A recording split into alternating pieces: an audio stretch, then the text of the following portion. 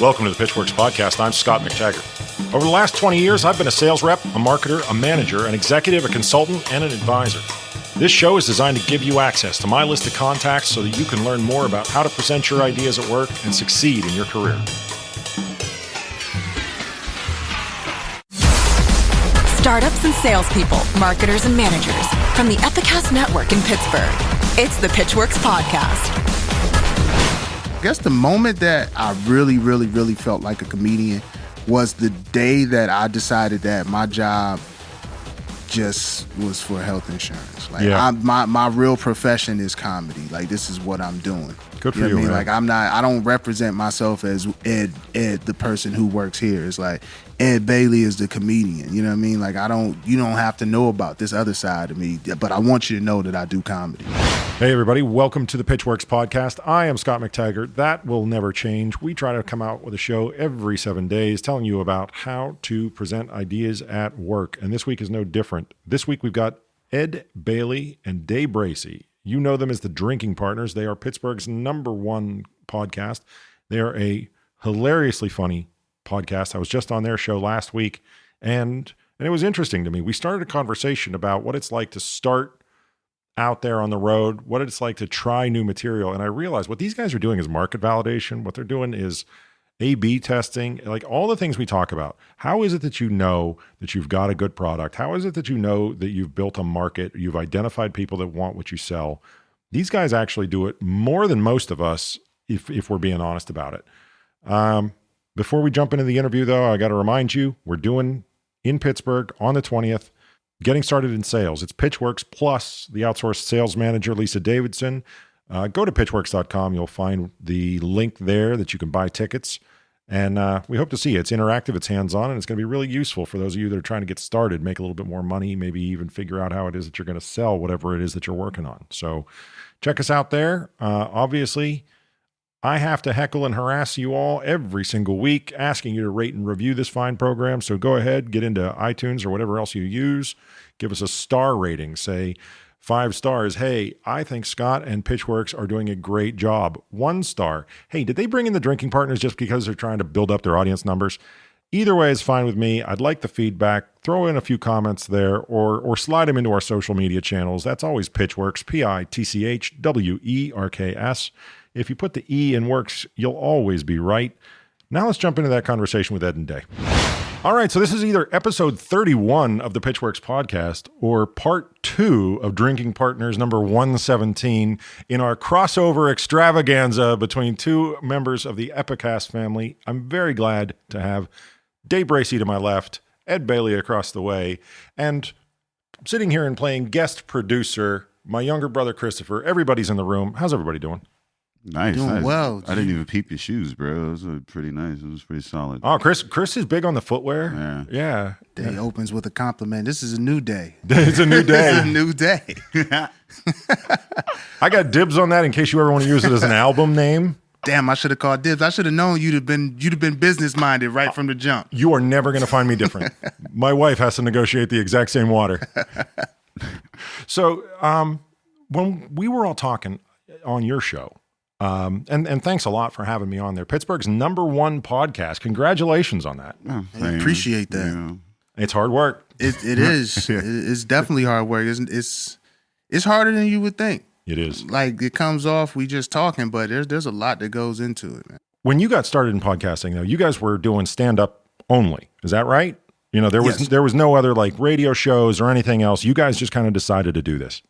We call him the Godfather, but Nick put it together. Like Nick from Epicast, he put it together. He approached us with the idea, and both of us, doing the stand up. One for myself, and I can speak for myself, and Day can speak for himself because he had YouTube videos that he was doing. I didn't have another outlet, and like with comedy, the big thing is like if you're doing stand up, you don't want to just be putting out your stand up all the time because that's the show. So right. If you're putting your show out online, then what's the incentive or the draw to come see me live? So with the podcast, I can consistently have material out there that's separate from, but you get kind of a feel for who I am and what type of comedian I am. Yeah, I mean, everybody, just just like podcasts, just like Twitter accounts, just like YouTube videos. I mean, it's a saturated market. Mm-hmm. So, trying to separate yourself from that or even find yourself in that, because comedy, most stand-up comedians don't do stand-up for the entirety of the career. I mean, like most start in stand-up and then they become writers or, they do shows, they branch off into something, something outside of that. Yeah. So, when we got into, we had been doing comedy for about 2 years at this point, before we started to cast or whatever. And it was like, well, how do we, get it out there, a little something, something different. And this whole podcasting thing, the beauty of it, just like a lot of the other mediums, it allows us to put our voice out there. We have control of like the means of production as well as, our voice or whatever. So it was a great opportunity. And this, as artists, comedy, it's like, let's give it a shot and, see what happens, put some time into it. We built the comedy, it was going well or whatever. So we know how to, start from nothing, build a product or something. At least with the podcast, we had some sort of background. And yeah, I mean, with the, podcasting in Pittsburgh, it wasn't the biggest thing. Like in the country, it had been a thing for a while, but Pittsburgh is always a little behind or whatever. Behind. Conservative is the word we like to use. Yeah. It doesn't sound quite as bad as behind, I think. Yeah, well, No, they're about 5 true years is true. behind the ball. It is what it is. It's a city that's built on tradition. Like, and I'm from Cleveland, and it's the same way there. Like, people live a certain way, and podcasting was not a part of that life. Can I be the one guy in Pittsburgh who doesn't take a shot at you for being from Cleveland? No. Let me tell you why. It's just, I get love out here now. Do you really? Yeah, I get a lot of love. I went to Pitt. That's like, the you gotta Cavs, love man. me. You That's gotta the love Cavs. me. Well, no, people hate the Cavs out here. I will give you Cleveland, just a compliment for Cleveland. You have never met a group of NFL fans who are more devoted to their team day in, day out, no matter what. And that's all I want to say. You go up there, you see that they're all, they're wearing their Browns gear. Mm-hmm. It may not be the most beautiful merchandise I've ever seen, but it's like having a child. That's what being a Browns fan is like. It's like having a child that doesn't look like he's gonna graduate. That's what being a Browns fan is.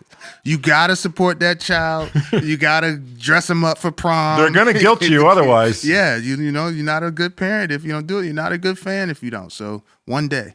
So tell me about working new material. Tell me about what it is when you decide to get up in front of a crowd with something you've never said in public before. I mean, how do you do that? Do you take it to a crowd that you're not familiar with, or do you take it to a crowd that really knows you? Everybody does it differently. I think one of the main strategies that I've seen is you sandwich it in between material that's tried and true. Yeah. And that's one, to get an honest reaction from the crowd because they can be into your set, and that's big, like when people are drawn into you. But two, you deliver it more confidently when you have a rhythm. Right. Because it fits now. It feels like you deserve a laugh, right? It's a pacing thing or there's a voice rhythm to it. thing. You've established your voice with a joke that that goes well. You've got the timing, the rhythm there. Then you slide into the joke that you've thought of that's new, and it kind of flows well. Because if you just go in just doing new material off top, it doesn't flow. Yeah. It doesn't flow. I mean, you want to ingratiate yourself with the crowd, right? First and foremost. And that's the thing that I had learned. Because I mean, my routine, I get up or whatever, and there's just some soft jokes up front, and then you get a little heavier, and then hit them with the last few just punches or whatever, to get the crowd really rolling. And I tried doing that 20-30 minute routine, and I had 5 minutes on stage, and I did my last 5 minutes, Right. And they were like, "Nah, man, we don't know you like that." It's like because you're taking them to it's like it's a very quick kind of onboarding process. Like, let's be friends real quick. Yeah. I mean, then I'll show you my my other side or whatever. In the sales game, we call that developing rapport, right? There it is. Where you're starting to basically, everybody puts their guard down, right? Where that the things that you have in common are going to be the things you put up front, right? Okay, we're all here to have a good time. So, they'll come out and they'll say, "Hello, Cleveland," right? And they're like, "Hey, he said the name of the town we're from," right? And we have that in common. It's funny because I use that to my advantage here. I say, like, when I first started, one of my first jokes, the best joke that I had initially was saying that I was from Cleveland and allowing people to boo me. That's awesome. And having a comeback back, but understanding that I know how you guys feel. We hate you for having square blocks downtown. We hate you for not always having one-way streets. But like every single time, once you establish that, it's that trust. Just like with sales, they have to trust that you have their best interest in mind. Right? Yeah. So when you get on stage, you have to trust that I'm going to make you laugh. You're here to laugh. You spent money to laugh. You spent your time here to laugh. I'm going to provide that experience for you.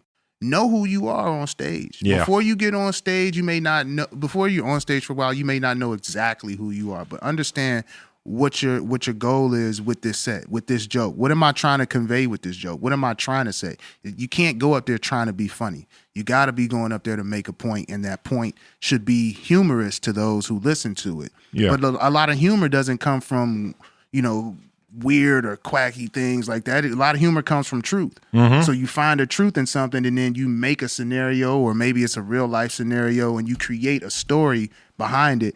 And then that you'll see it go well when you're like that, when you're genuine to yourself. If you start out and you're just trying to be funny, you're not going to be funny to a lot of people. Well, and actually we were texting or whatever the other day, and I said, one thing that came into really clear focus for me being on your show, and I didn't come on your show trying to be funny, right?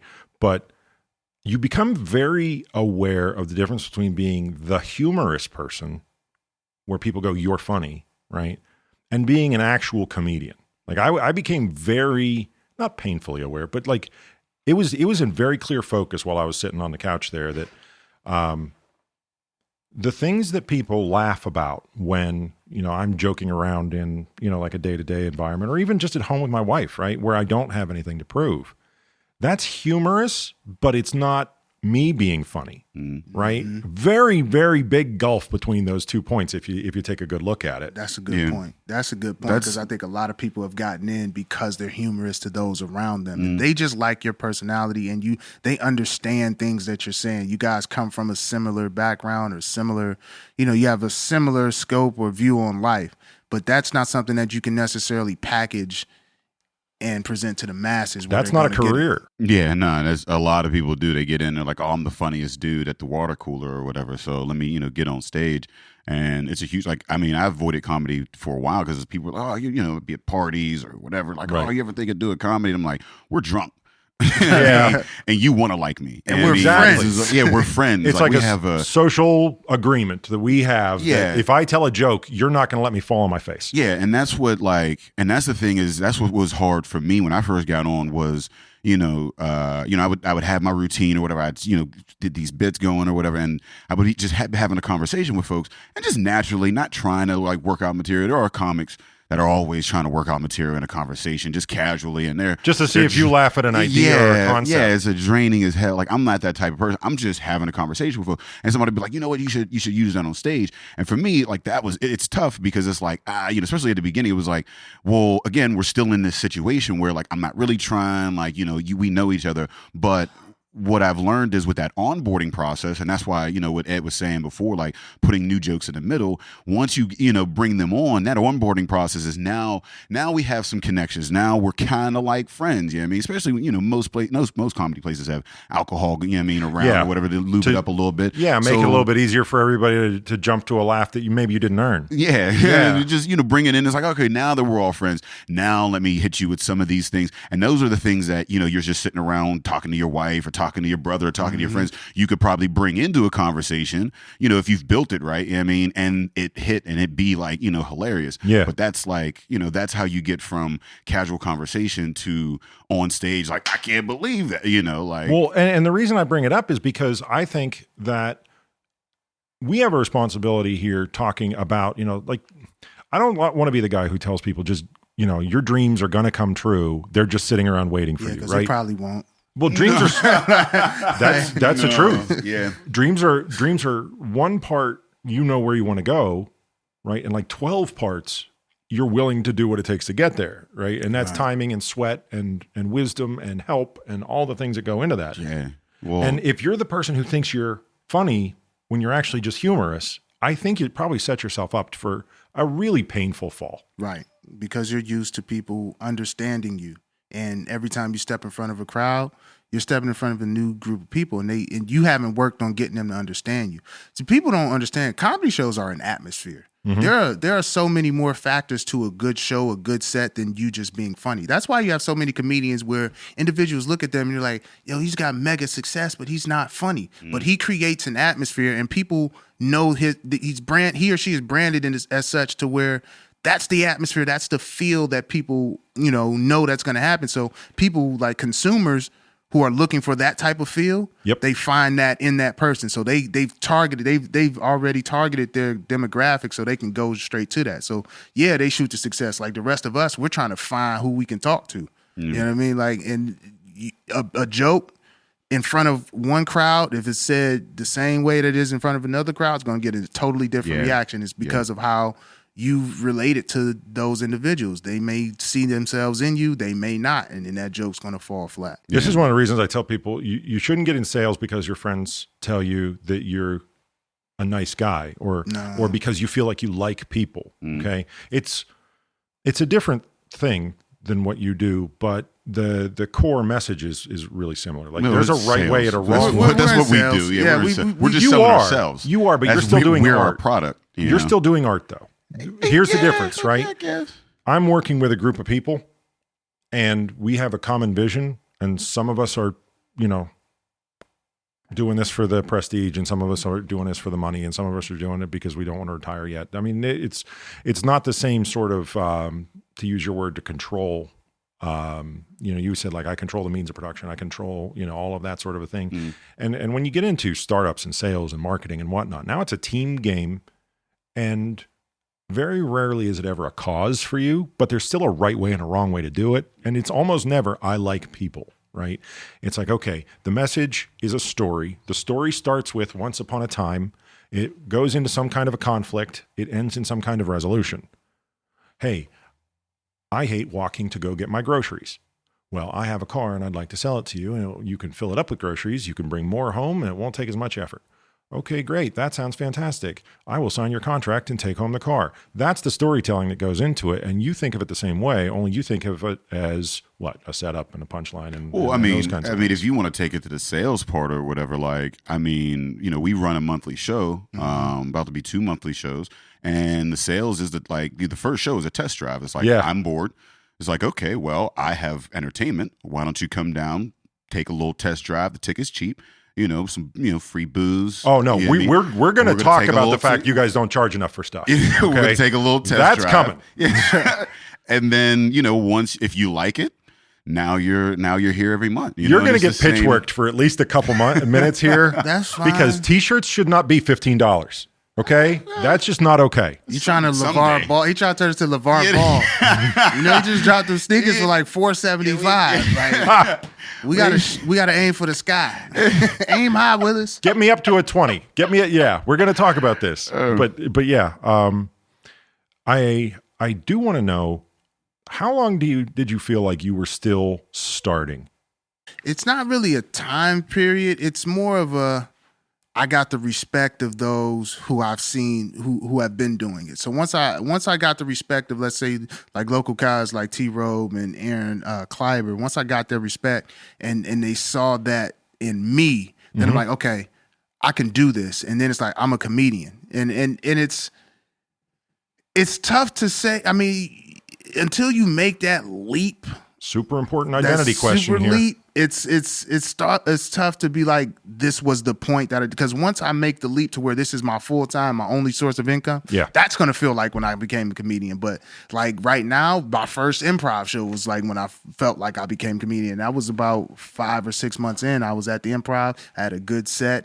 And I realized like I can connect to a bunch of strangers in an environment or an establishment that has a reputation that I have to live up to. Because doing it in bars, you do it in bars at an open mic, you know, you can always stand out there. Yeah. But once you get that improv side behind you, that's a little like validation involved. Man, for me, it was as soon as I got paid $25 for my first show, and I was like, I'm a comedian now. Yeah. I mean, that's just like I put months in, 6-7 days a week at open mics, like just, sometimes twice a night, like, I put everything. I didn't half-ass it. I mean, like so a lot of folks, and because of their lives, they can't, get to all of them or whatever. Like I just happen to be in a situation where I can go, 5-6 nights a week, and I did that. And somebody, Aaron came to me and was like, I got a show. You want to be on it? And I was like, hell yeah. And once I got paid the first show, I was like, I'm a comedian now. Like this is something that can make money. This was the goal, was to make money. This ain't the money that I want to continue to make, but at least I know I can do, like somebody's going to be willing to hear me just talk. Well, you guys have heard of 10 minutes. You've heard of imposter syndrome, right? Where people, they put up a brave face, right? But inside they're sitting there going like, somebody's going to find out eventually that, like I can't really cut it or I can't really make it. And I don't know anything about comedians in this, but I know an awful lot about entrepreneurs in this. And a lot of entrepreneurs have this feeling like eventually, sooner or later, they're going to figure out that I'm not that smart, or I don't work that hard, or I'm not as good, or my idea is not great. And the reason I ask is because, again, you're a raw nerve up there in front of people, right? It's like there's no question as to whether or not you're succeeding in front of a crowd. And I take my hat off to you for that, because there's a ton of people who would be entrepreneurs who will not face the music the way you do, right? They will never, ever go out and try to sell their own product. And this is why they will fail.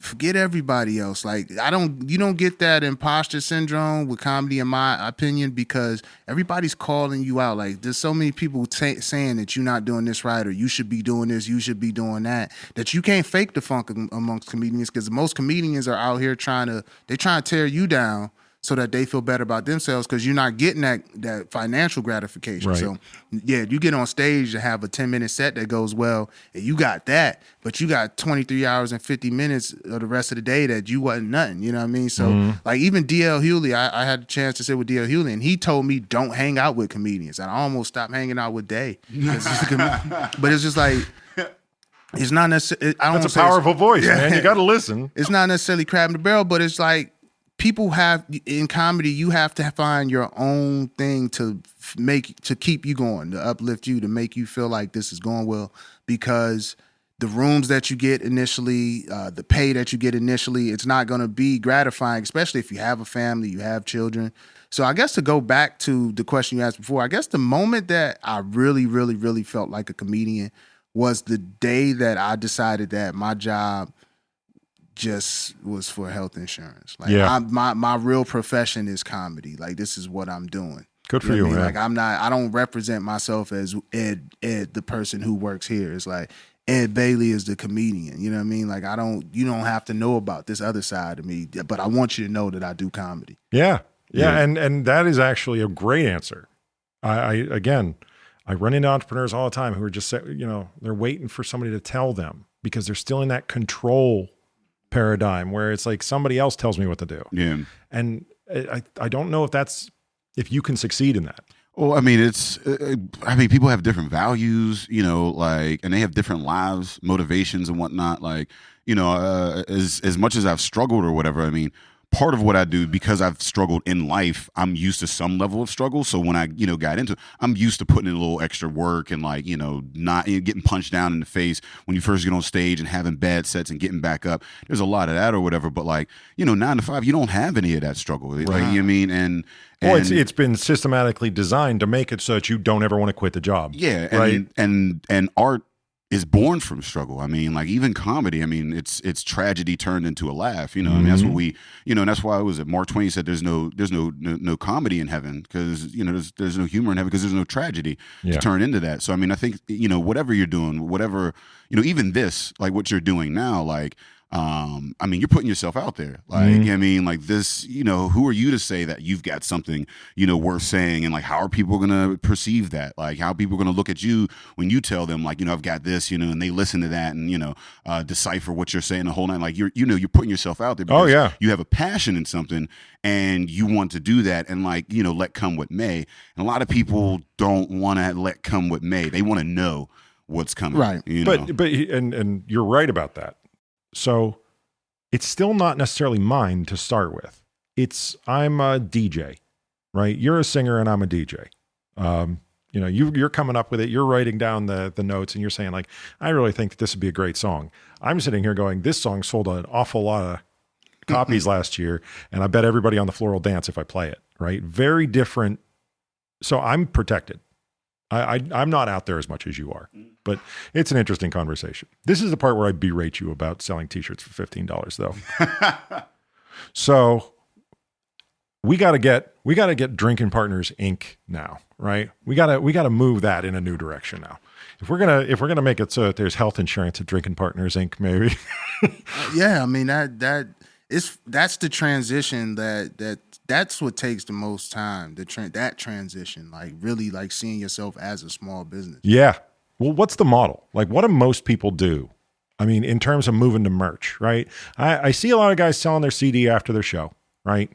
That seems to be a pretty common thing. But I like Ed's point, and I think, Day, you also said, something along the lines of that, you have to keep your material fresh. So, giving people the set so they can listen to it at home, that may not be the strongest business plan I've ever heard. You have to have another hour. If you're giving someone a CD with an hour, then you got to have another hour. Yeah, it's not your hour. It's dead forever after that. Yeah. Some people who like sell CDs and then perform those jokes, their thought process is you're coming to see me do the classics. Mm-hmm. You're coming to a concert. Classics. Yeah, first you have you're to have coming classics. to a concert. Like for me, you're coming to a show. You're coming to see me make you laugh. But for example, Mike Epps, he got some flack for his last Netflix special because people knew the jokes. Right. But it's like to the people in the crowd, he was doing a concert. So when you go see Jay-Z in concert, you don't even like when he performs new tracks because you don't know the track. You know what I mean? Like I just went to Rough Riders concert and Eve, she did a new song and I was mad as hell. I'm like, why would you throw that in there? Like we just gonna stand here in silence? Like old boys, like just say get her done. You know what I mean? Just get her done. Come on, just you one time. You must be a redneck. Like do the redneck. One joke, time, I got my phone rolling. Say it right now, please. Yeah, I mean, there are certain people who just perform concerts in comedy, and there are certain people who there are people who do a new hour every year. Yeah. And you got to know who you're paying to go see. See, I love the concept of what you do as the small business. And part of the reason is because it's hard. Like, it's a big puzzle. I saw it's bottle openers, T-shirts, and what's the other? Koozies. T-shirts and koozies. Yeah. I did my research. I mean, it's because that's not our it's not our driving force. I mean, we would like to move. It's kind of one of those things that for us, it's kind of still a marketing thing. It's nice, it brings in a little bit or whatever, but that's like not our driving force is tickets and getting booked for gigs and whatnot. So it's like it's a nice little thing to have there. Now if this thing keeps going years from now, I mean that would be a thing like, hop online and buy, but like, we're just not at a point where it's like, man, I got to wear this shirt. Like I got to have this brand on me. So let other people like one of those, like a Nerdist pin or something like, people want to know like, I listen to I'm Nerdist. in the club. So then now with us doing the live shows, moving into the live shows, it was another thing to add to the cast because Drinking Partners was originally just a podcast, but there aren't many podcasts that have live shows. So we do not only live podcasts, but we do live comedy shows. Yeah. And it's just like we want to build and become a brand that people invest in and they look at and like, I'm a drinking partner. Like I'm a drinking partner. I drink with these guys and I can drink with these guys. Love that aspect, by the way. The fact that more than one person can be your drinking partner. Like everybody, I think at the beginning goes, oh yeah, they mean each other, right? But as it grows, you definitely have this ability where it's like, I am one of their partners. Because you can come see us anywhere. And like the biggest thing for me is getting with this team, they brought that business mindset to me. Like I'm slowly learning that business mindset. Like they has from day one had this business mindset. I from day one was thinking like, all right, here's another medium for me to get my name out there. Right. But then all of a sudden, when you put a good product out there and you invest into it, all of a sudden you do get support and people do want to be attached to it. Oh, yeah. We do have dedicated fans, people who come to shows, who repeat shows, people who see me out in the street and speak to me and tell me random stuff that I said on the podcast that I can't remember because we be drunk. That's where I think a lot of with comedians, the merch comes in. Yeah. The first time I saw merch was I went to a Kevin Hart show in Chicago many moons ago, and he had the T-shirts that said, all right, all right, all right. And you saw them before the show, and you didn't know what the hell it meant. Right. And then after the show, everybody's buying it. And, it's just something that can be linked to that person. You make it such a thing that people are like, all right, I can wear this to represent them. And that's something that I'm learning from Day. Like you learn from your team. Day utilizes hashtags and things like that. Like, I'm not a social media personality, but you can create through repetition. Like that's America is pretty much based on repetition. Like maybe not everybody's into. Well, it's playing the hits, like you said. Yeah, it's repetition. Like if you keep putting something in somebody's face, they gotta acknowledge it. You 5 years ago is listening to this show, right? And I want you to say to that person, let's assume that person is maybe not in comedy, just needs a general motivation. What was it you wish somebody would have said to you to keep you pushing? What was it somebody needed to stick a hand out and tell you? Because we got a lot of people out there who are trying to find a way to rub two sticks and make fire. You know, like they're trying to, how do I do it? You know, where does that strength come from? Well, for me personally, because my journey is like, I think mine is different from Day. It's, I don't get discouraged by the fact that I say, how do I figure this out? Because if I'm sitting there contemplating how do I figure it out, then I'm really like, I really want to do it. Yeah. Because most things with me, I'm like, oh, that's what it is. That's what it is. But like, so trying to manage a full-time job to where I can segue out of doing that, transition out of that. I'm still trying to take care of my two children that I've had both since I've started comedy. So when I began 5 years ago, it was wide open. I could go to every open mic. I could do everything. And now for me to love it so much that through having these two children, I'm still trying to find time to be out there, still be out here slanging flyers and slanging jokes to people. Like, don't be discouraged by the fact that you don't know. Mm-hmm. Understand that you don't know because you haven't reached where you're supposed to be. You know, just don't pigeonhole yourself. Because, you know, as much as like, you know, you say, you know, percentage that goes into, you know, the work and all that and like knowing where you want to go.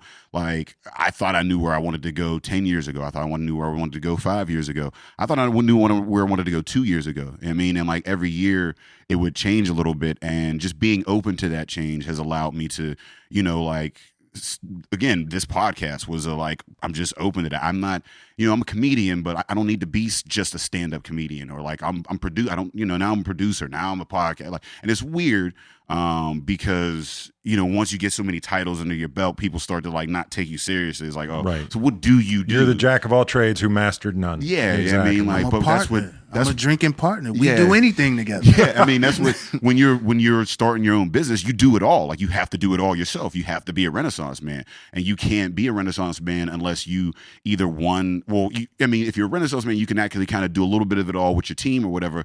Then, you know, that allows you to go further. Either that, or you have to pay somebody else to do it because you're stuck on being this one thing. Yeah, you know what I mean. So I mean, I guess that would be the one thing I would say. Like, you know, just, you know, don't pigeonhole yourself. I want to do a little bit of a giveaway.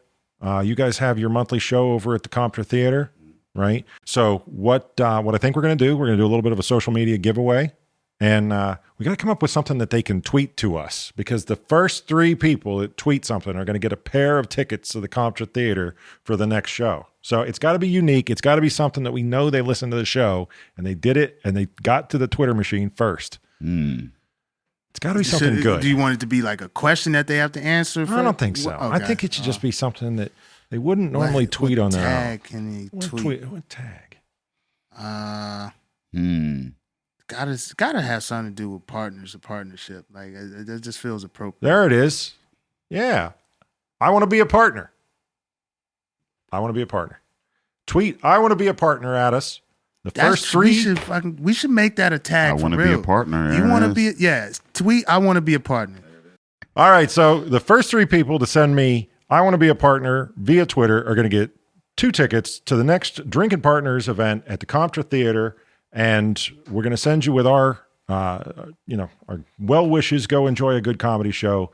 Ed and Day, the Drinking Partners, Pittsburgh's #1 podcast. Thank you so much for coming in. Thank you for having us, man. I've learned. Yeah, no, this is definitely, it's nice to be interviewed for once. But if you're listening, you get those tickets, be sure you bring your own booze. It is BYOB. And there will also be a beer sponsor there. So depending upon what show that comes out on, then, you know, there's always, I think the next one is Shoe Brew, craft brew or whatever. So, you know, come thirsty, come with a DD and have fun. There you go. All right, that's it for this week. Yes, Ed and Day are very funny, entertaining guys. It's fun to have them around, but there's a lot that they do day in, day out that the rest of us should be doing, or at least doing more. I hope you took a lot away from this week's episode. I also hope you'll turn up for our seminar on the 20th up in Cranberry. Make sure you tweet us on the giveaway that I'm doing on those tickets. Those guys are just really good at what they do, and if you enjoy a good night of comedy, tweet us up. I want to be a partner, and I'll make sure that you get your tickets. In the meantime, we'll be cooking up another brand new episode for you. We'll catch you in about 7 days. The Pitchwerks podcast comes to you from Pittsburgh, Pennsylvania, a production of the Epicast Network and McTaggart, LLC. Engineering and production by Buzzy Torek and Nick Miller. For more information, show feedback, and ad sales, visit pitchwerks.com. pitchwerks.com. On social media, find and follow the show on Twitter, LinkedIn, Facebook, and Instagram using that same brand name, pitchwerks.